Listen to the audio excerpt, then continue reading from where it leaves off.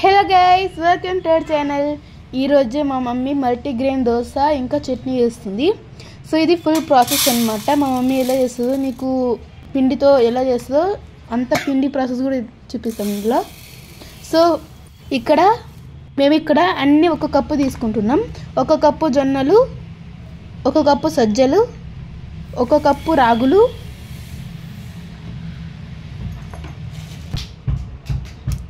ఇంకా ఒక్క కప్పు మినప్పప్పు, ఇంకొక కప్పు పెసర్లు,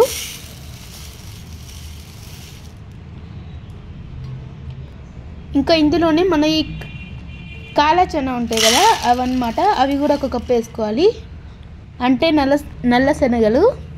ఇంకొక కప్పు రైస్ కూడా తీసుకుంటున్నాం మంచిగా దోశలు ఇవ్వడానికి. ఇందులోనే కొన్ని మెంతులు కూడా వేసుకోవాలి.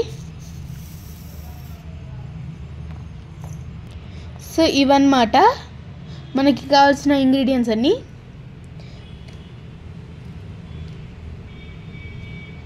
ఇది హెల్త్కి చాలా హెల్దీ అంట. ఇవి దీంట్లో అన్ని మల్టీగ్రెయిన్ ఇంకా ప్రోటీన్ కూడా ఉంటుంది కాబట్టి ఇది చాలా హెల్దీ అంటుంది మా మమ్మీ. ఇందులో రైస్ తక్కువ ఇంకా మల్టీగ్రెయిన్స్ ఎక్కువ వాడుతున్నాం కాబట్టి ప్రోటీన్ కూడా ఎక్కువ ఉంటుందంట. ఇప్పుడు రాళ్ళల్లో కొంచెం రాళ్ళు ఉంటాయి అన్నమాట, సన్నగా ఉంటాయి కాబట్టి. సో మా మమ్మీ ఒక ప్రాసెస్ చేసి రాళ్ళని తీసేస్తుంది అనమాట. అది మీకు చూపిస్తాం ఇప్పుడు ఎలా చేయాలో. ఈ వీడియో కనుక నచ్చితే please like, share, subscribe our channel. ఒకవేళ చేస్తుంటే కనుక థ్యాంక్ యూ. ఇంకా మీకు ఏమన్నా రెసిపీస్ కావాలంటే ఒకసారి కామెంట్ చేయండి, ఒకసారి మేము అవి ట్రై కూడా చేస్తాం. దీంట్లో అన్ని పప్పు దినుసులు ఎక్కువ ఉన్నాయి కాబట్టి ఇది ఒంటికి కూడా చాలా మంచిదంట. ఇక్కడ మెంతులు షుగర్ బిప్పులు రాకుండా కంట్రోల్ చేస్తుందంట. సో నెక్స్ట్ చూసేద్దాం పదండి మన ప్రాసెస్. నేను చెప్పాను కదా రాగులలో రాళ్ళు ఉంటాయని. సో అందుకని మా మమ్మీ వీటిని కొన్ని తీసుకొని ఆ గిన్నెలో వేస్తుంది అనమాట, వాటర్లో. దీన్ని మంచిగా గార్లిస్తుంది అనమాట. పై అన్నీ కింద పడితే రాళ్ళు ఏమైతే ఉంటాయో అవి కిందికి వస్తాయి అన్నమాట. ఇందులో చిన్న రాళ్ళు కూడా ఉన్న కిందకి వస్తాయి అనమాట. గిన్నెలో చిన్న గిన్నెలోకి వస్తాయి అన్నమాట. సో ఇలా చిన్నగా మనం చేసుకుంటూ పోవాలి. కొంచెం వేసుకుంటే మనం ఇలా మంచిగా అనుకోవాలన్నమాట.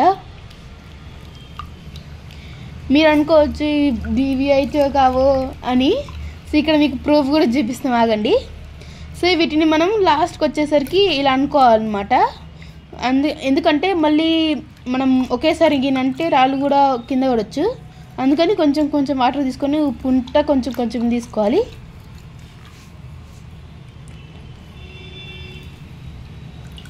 చూడండి రాళ్ళు ఉన్నాయి కదా, ఇది చూడండి ఇక్కడ.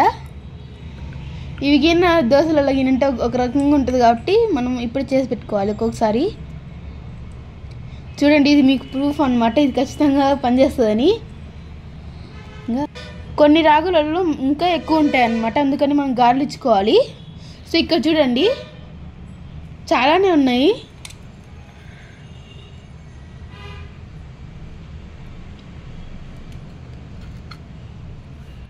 ఒకసారి ఈ దోశలు మీ ఇంట్లో ట్రై చేసి మాకు కామెంట్ చేయండి ఎలా వచ్చాయో.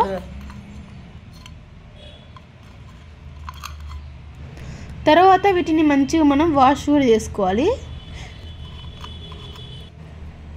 సో ఇక్కడ చిన్న మట్టి ఎలా ఉంటుంది కదా, అది కూడా వచ్చేస్తుంది కిందికి.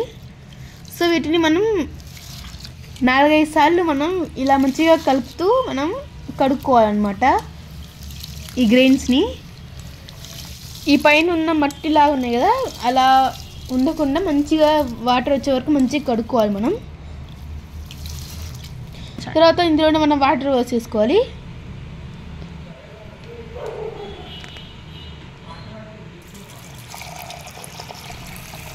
వేసేసి ఒకసారి మంచి నీళ్ళతో మంచిగా కడుక్కోవాలన్నమాట. సో ఇవి మంచిగా 7-8 గంటలు మంచిగా నానాలన్నమాట. సో ఇవి మంచిగా నానుతాయి అన్నమాట. మనం తర్వాత వీటిని మిక్సీలో వేసుకోవాలి. కొంచెం వేసుకొని దాంట్లో కొంచెం వాటర్ వేసుకోవాలి. మనం ఇలా పిండేస్తాం అన్నమాట. వీటిని మనం ఒక బాక్స్లోకి ట్రాన్స్ఫర్ చేసుకోవాలి.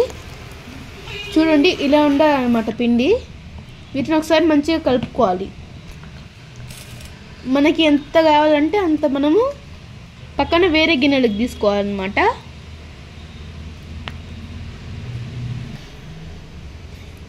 ఇంకా మిగిలింది మనం ఫ్రిడ్జ్లో పెట్టుకోవచ్చు.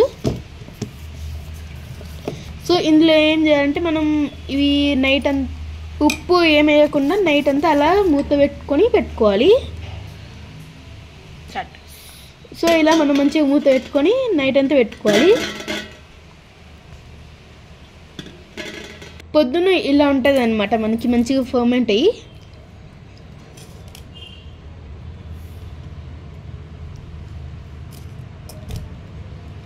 దీన్ని ఒకసారి మంచిగా కలుపుకోవాలి మనం.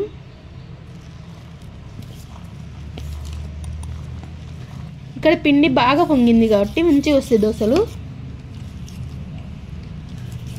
ఒక చిటికెడు మనం దీంట్లో బేకింగ్ సోడా కూడా వేసుకోవాలి, మంచిగా పొంగుతాయి అన్నమాట, సాఫ్ట్గా వస్తాయి. ఇది ఆప్షనల్, మీకు కావాలంటే వేసుకోవచ్చు లేదంటే లేదు. సో తర్వాత ఇందులోనే మనం సాల్ట్ కూడా వేసుకోవాలి, కొంచెం చక్కెర వేసుకోవాలండి, ఎందుకంటే మంచిగా రంగు వస్తుంది అన్నమాట. దోశలు మంచి గోల్డెన్ కలర్లో వస్తాయి అన్నమాట, అందుకని కొంచెం చక్కెర వేస్తాం. ఇది కూడా ఆప్షనలే, కావాలంటే వేసుకోవచ్చు లేదంటే లేదు. ఒకసారి దీన్ని మంచిగా కలుపుకోవాలన్నమాట.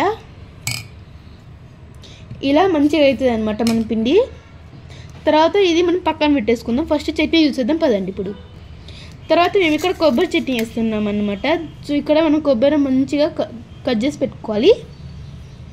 ఇంకా ఇవి పచ్చిమిర్చి, మీకు ఎన్ని కావాలంటే అన్ని తీసుకోవచ్చు పచ్చిమిర్చి, మీకు ఇంకా కారం కావాలంటే ఇంకొంచెం వేసుకోవచ్చు. ఇంకా తర్వాత జింజర్ ముక్క వేసుకోవాలి, ఇంకా గార్లిక్ కూడా వేసుకోవాలి, మనం టేస్ట్ బాగా వస్తుంది అన్నమాట. వీటిని మనం జార్లోకి ట్రాన్స్ఫర్ చేసుకుందాం.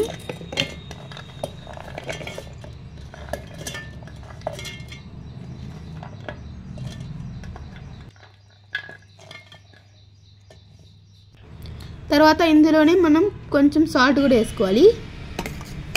ఇది మనం మంచిగా మిక్సీ పట్టేసుకున్నాక పక్కకు తీసుకోవాలన్నమాట. తర్వాత మనం దీన్ని తాలింపు వేయాలి కాబట్టి ఒక ప్యాన్ పెట్టి దాంట్లో ఆయిల్ వేసుకొని ఇక్కడ చూపిస్తున్నట్టు ఎండుమిర్చి వేసుకోవాలి. తర్వాత ఇందులోనే కొన్ని తాలింపు దినుసులు వేసుకోవాలి. తర్వాత ఇందులోనే కరివేపాకు కూడా వేసుకొని ఒకసారి మంచిగా మిక్స్ చేసుకోవాలి. ఇది పోపు వచ్చి మనం ఏదైతే చట్నీ చేసుకున్నామో అందులో వేసేయాలి. ఒకసారి మంచిగా మిక్స్ చేసుకోవాలి. ఇది మన చట్నీ రెడీ అన్నమాట. సో తర్వాత మనం ప్యాన్ పెట్టుకొని దాంట్లో మనం పిండి కలుపుకున్నాం కదా ఇందాక, ఆ పిండి మీకు మంచిగా దోశ వేసుకోవాలన్నమాట. ఇలా రౌండ్గా ఇలా చిన్నగా అనుకుంటూ మంచిగా వేసుకోవాలి. తర్వాత ఇందులోనే కొంచెం ఆయిల్ వేసుకోవాలన్నమాట మంచిగా రావడానికి. ఇలానే సో ఇక్కడ మన దోశ రెడీ అన్నమాట. చట్నీ కూడా చేసుకున్నాం కదా, ఇక్కడ మల్టీగ్రెయిన్ దోశతో పాటు చట్నీ కూడా రెడీ అన్నమాట. ఈ దోశ మొత్తం చాలా బాగా వచ్చింది. మరి మళ్ళీ కలుద్దాం, మరి బాయ్.